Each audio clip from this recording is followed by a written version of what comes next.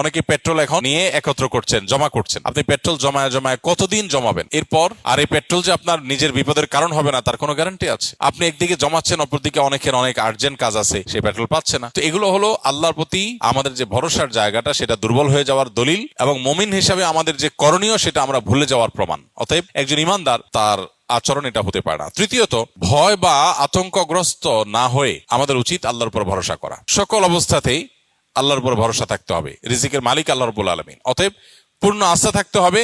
মা মিন দাব্বাতিন ফিল আরদি ইল্লা আলাল্লাহি রিজকুহা, এই পৃথিবীতে এমন কোন প্রাণী নাই যে প্রাণীর রিজিকের দায়িত্ব আল্লাহর উপর নাই। আল্লাহ যতটুকু বরাদ্দ রেখেছেন ততটুকু আসবেই, আর যে ভোগান্তি আল্লাহ লিখে রেখেছেন সে ভোগান্তি আমি মজুদদারি করেও ঠেকাতে পারবো না। অতএব আতঙ্কিত নয়, বরং হতে হবে আল্লাহর উপরে ভরসা করার মানসিকতা। আল্লাহ বলেছেন ওমাইয়া তাওয়াক্কাল আল্লাহ ফাহুয়া হাসবুহ, যে ব্যক্তি আল্লাহর উপর ভরসা করে আল্লাহ তার জন্য কি হয়ে যান? যথেষ্ট হয়ে যান।